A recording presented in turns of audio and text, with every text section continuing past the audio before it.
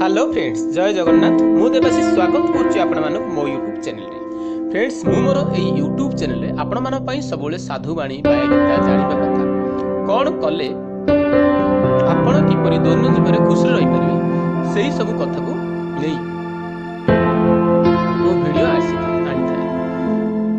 फल रे आपण किछि नूतन कथा जानिबा को पाइथाते। आजिर वीडियो को आनिछि सोइबा पूर्व भगवान एही दुईटी शब्द कहि दियंतु जहा द्वारा आपणकर धनर अभाव रहिब नाही।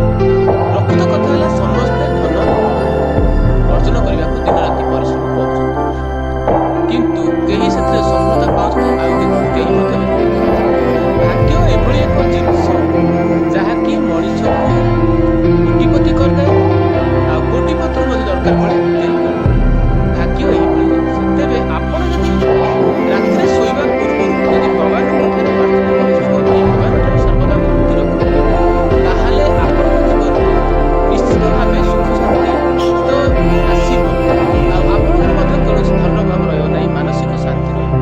तेबे सेही मंत्र दुडी कोन आसु जानिबा। प्रथम कथा होछि भगवान श्रीकृष्णकर नाम ही आपणकर पाई बहुत अमूल्य जिनस अटे। यही मंत्र कहवा द्वारा ही आपण सब किछि पाई जाते। कहीं भगवान श्रीकृष्ण कर मंत्र ही संपूर्ण ब्रह्मांड से लीन हो जाए। एणु आपण रात्रि शोया पूर्व गो वल्लभाय स्वाहा यही मंत्र को जप करंतु, जद्वारा आपणकर यही सब समस्या आपण निहाती भावे मुक्ति पाई पारे। गो वल्लभाय नमः यही मंत्र आपण कहतु।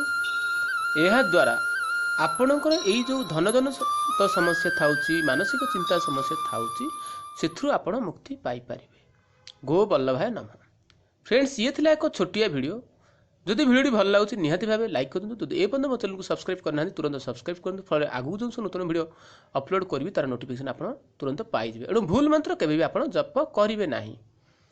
एणु गो वल्लभाय नमः कहिबे। फ्रेंड्स, तेबे निहाती भावे रहुची। जय जगन्नाथ।